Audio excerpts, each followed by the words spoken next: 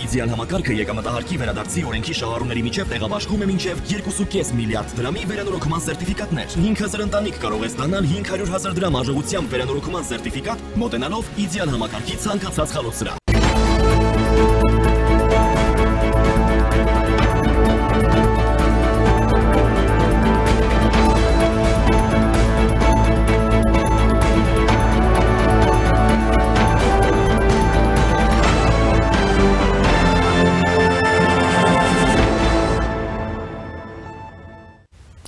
Դուք դիտում եք առաջին լրատվականը, բարև ձեզ, ես Սիրանուշ Պապյանն եմ։ Դատավոր Արտուշ Գաբրիելյանը կալանավորվել է։ Բարձրագույն դատական խորհուրդը ապրիլի 30-ին բավարարել է դատավորի նկատմամբ քրեական հետապնդում հարուցելու եւ նրան ազատությունից զրկելու թույլտվության հարցով գլխավոր դատախազի միջնորդությունը։ Բարձրագույն դատական խորհուրդը մեկ այլ որոշմամբ էլ կասեցրել է դատավորի լիազորությունները հաշվի առնելով, որ նրա նկատմամբ քրեական հետապնդում է հարուցվել։ Դրան նախորդել էր կաշառք տալու, ստանալու եւ օժանդակելու դեպքի արդիվ հակակոռուպցիոն կոմիտեում նախաձեռնված քրեական վարույթի շրջանակներում դատավորի նիստերի դահլիճից դուրս հանելը, թե կոնկրետ ինչ հանցանք է վերագրում դատավորին, իրավապահները եւ Գաբրիելյանը երկուստեք չեն բացահայտում։ Զրուցելու եմ իրավապաշտպան Նինա Կարապետյանցի հետ։ Տիկին Կարապետյանց, բարև ձեզ, շնորհակալ եմ միանալու համար։ Ինչպես եք գնահատում տեղի ունեցածը, երկուստեք զերծ են մնում այսպես բացահայտելու, թե ինչ գործի շրջանակներում է կամ որ գործով է անցնում Արտուշ Գաբրիելյանը, ձեր գնահատականը, արդյոք սա դատական բարեփոխումներին միտված քայլ է, թե ոչ, սրանով որքանով դատական բարեփոխումների, դատական այսպես առողջացման հետ գործ ունենք, համեցեք։ Հեղափոխությունից 7 տարի անց Արտուշ Գաբրիելյանը մի դրվագը գոնե հայտնի է, կարծես թե կաշառքի հետ կապված ինչ որ դրվագ եղել, միջնորդել, ստանալ, մի խոսքով, այս մի դրվագով հիմք են ընդունել, գիտեք, 7 տարի հետո խոսել, որ մեծ առաջադիմությունա, որ Արտուշ Գաբրիելյանը այլևս համակարգում չի, ինչ ասեմ, դե կարենք 17 տարի է սպասենք, կարենք 27 էլ սպասենք այս դրամաբանության մեջ, ցավում եմ, որ հիմա նոր 7 տարի անց այլևս համակարգում չի, եւ ինքը միակ դատավորը չէր, որը չպիտի մնար համակարգում։ Մենք անդադ շեշտում ենք մեկ այլ դատավորի կամ այլ դատավորների անուններ, բայց ինքը նաեւ այդ ցուցակի մեջ էր։ Այնպես չէր, որ նորարարություններ կամ նորամուծություններ կամ հայտնի տվյալներ չէին, այլ խնդիր էր, որ պարոն Գաբրիելյանը շատ լավ փորձեց ծառայել այս իշխանություններին, բայց կյանքը ցույց տվեց, որ ծառայելը երաշխիք չի, ձեր պատասխանատվության չի ենթարկվելու։ Հետևաբար ծառայելուց առաջ որևէ իշխանության ուղղակի իմացեք, որ ինչ որ պահի ձեզ ներկայացնելու են որպես ձեր դեմ հարուցված քրեական գործերը ներկայացվելու են որպես մեծագույն ձեռքբերում, կոռուպցիայի դեմ պայքար, վետինգ լուստրացիա ու էլի տենց ինչ որ պատմություններ։ Տիկին Կարապետյանց, փաստացի դուք շեշտում եք, որ սա դատավոր էր, որը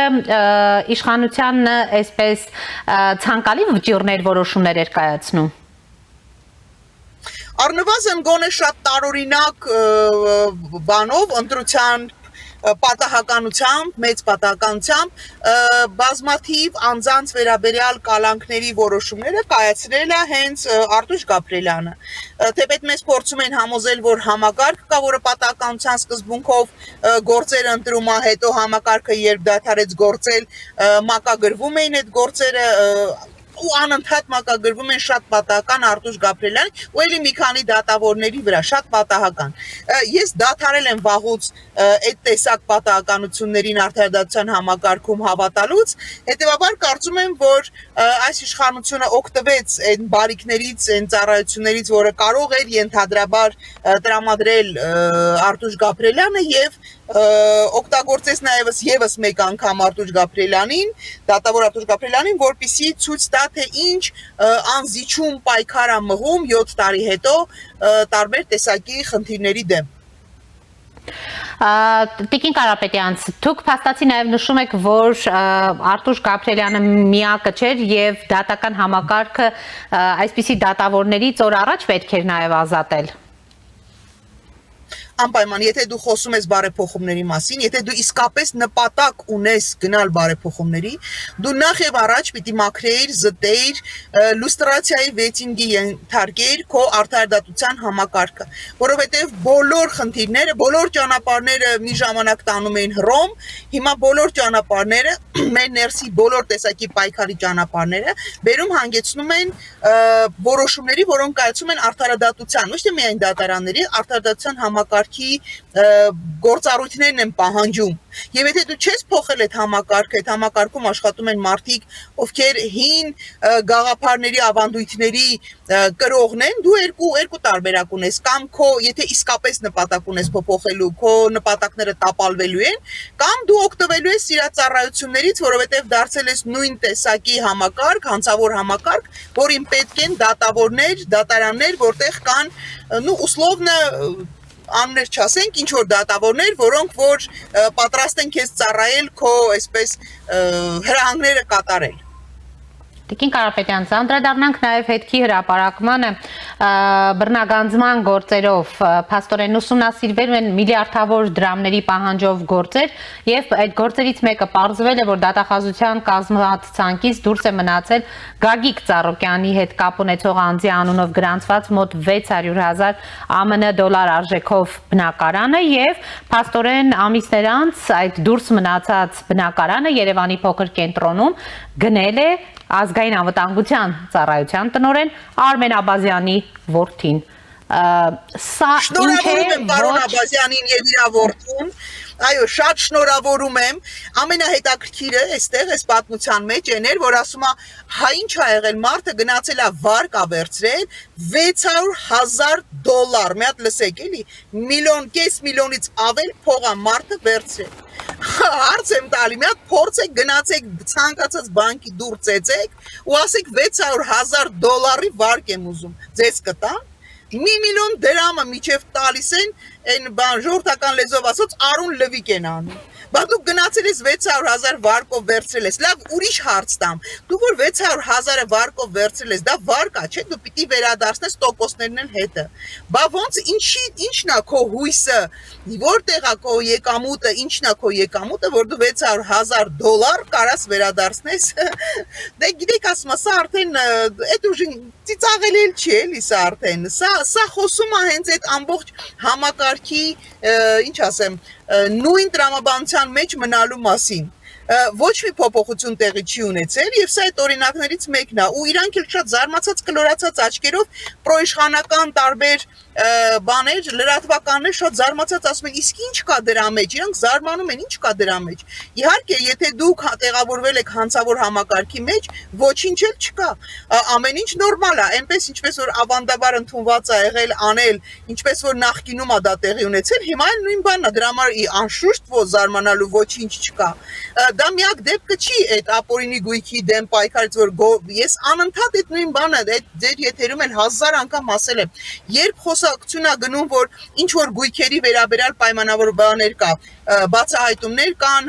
ինչ որ գործընթաց կա ես միշտ հարցրել եմ իսկ ո՞րն է երաշխիքը որ բոլոր գույքերի վերաբերյալ են process-ներ տեղի ունենում իսկ ի՞նչն է ենթադրում որ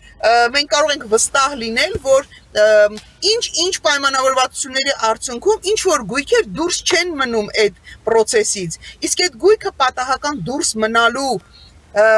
հիմքում որպես այսպես ինչ ասեմ հետաքրքրություն ինչը կարա լինի կարող է կոռուպցիոնի ռիսկերը լինեն իսկ կարող է չգիտեմ այլ բնույթի հարաբերություն խնամի ծանոթ բարեկամ լինի լավ աղբոր լինի կամ պրոստը քաշ փող լինի կարող է լինի հաստորեն պարզում է որոշ դեպքերում չի բացառվում որ կարող է այդպես լինի այդպես եղել է միշտ այդպես հիմա է որովհետև երբ որ չես կոտրում համակարգը երբ որ տեղավորվում ես համակարգի մեջ այն գործում է նույն տրամաբանությամբ որը գործել է անհիշելի ժամանակներից Բայց ամեն դեպքում անդադ խոսում ենք կոռուպցիայի դեմ պայքարի գործիքների համակարգային կոռուպցիա չլինելու դրվագային կոռուպցիա լինելու մասին իշխանությունը գոնե այսպես պաշտոնյաների վարչապետի մակարդակով Սիրանուշ ջան ձեր եթերում 1000 անգամ ձեր բոլոր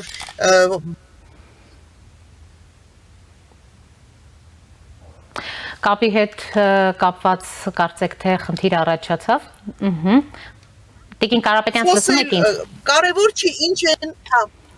Շարունակեք։ եթե վերականգնվեց կապ, ասեմ, կարևոր չի ինչ են խոսում մարդիկ, շատ ավելի կարևոր է ինչ են անում մարդիկ, պաշտոնյաները, խմբերը, քաղաքական ուժերը, ինչ են անում այդ process-ները վերացնելու համար, որովհետև խոսել կարելի է ամեն ինչ, խոստանալ կարելի է ամեն ինչ, այ գործողություն անել դրա այդ խնդիրները լուծելու համար, շատ ավելի լուրջ բան է, հիմք է պետք ունենալ եւ ամենակարևոր ցանկություն է պետք ունենալ, որպիսի ոչ թե նախկին ԱԱԾ տնօրենների կամ այլ բարձրաստիճան պաշտոնյաների որդիների նման շատ պատահական դու ինչ որ գույքեր ձեռք բերես, այլ պայքարես դրա դեմ, բայց քո ԱԱԾ-ի տնօրենի տղան կարողանում է գնել գույքեր, քո ոստիկանապետի կամ իրանց բաների տարբեր ոստիկանության տարբեր բարձրաստիճան պաշտոնյաների մասին եւս կա հետաքննություններ, հետքի, այդ թվում նաեւ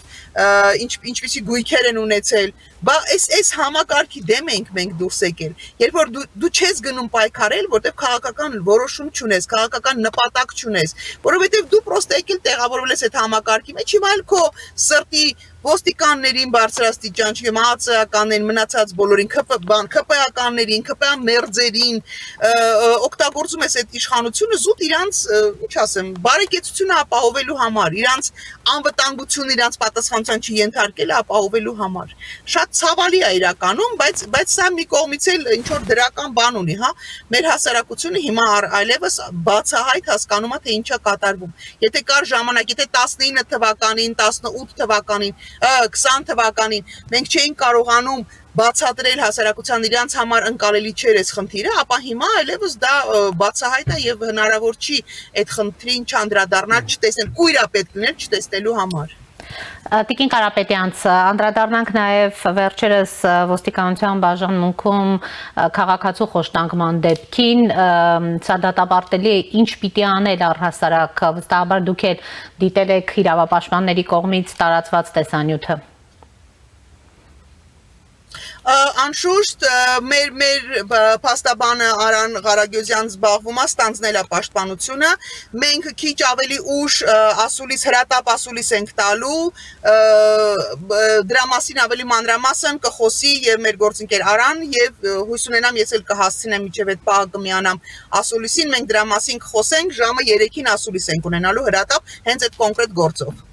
Բնականաբար շատ դատապարտելի է եւ ցավալիորեն այդ գործերի թիվը չի պակասում, մենք անընդհատ գործերի ավելացում ենք ունենում։ Ինքնին գործերի ավելացումն էլ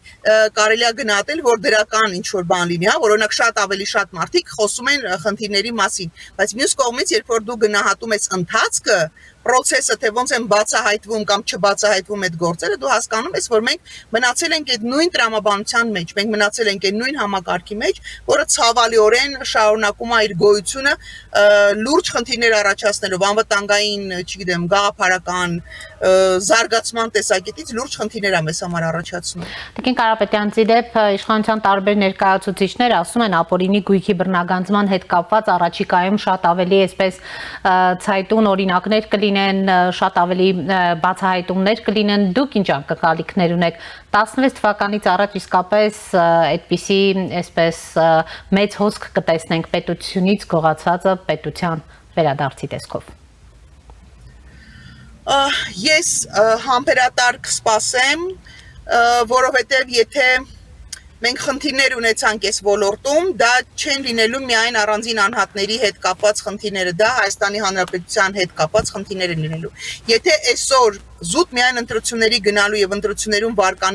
ընտրություններից ընդառաջ վարկանիշը բարձրացնելու համար ինչ որ գործողություններ են անելու, որոնց համար հետագայում մենք որպես հասարակություն, որպես պետություն ստիպված ենք լինելու վճարել նաև եվրոպական դատարանի որոշումների հիման վրա, ես շատ վատ եմ դրան վերաբերվում, բայց կսպասենք, տեսնենք, թե այդ ինչ բացահայտումներ են արել եւ ինչով են մեզ զարմացնելու։ Շնորհակալ եմ։ Բայց ակնկալիքներ չունեմ, անկեղծ չունեմ։ Շնորհակալ եմ Տիկին Կարապետյան։ Հիշեցնեմ, զրուցում է իրավապաշտպան Նինա Կարապետյանցի հետ։ Կհանդիպենք։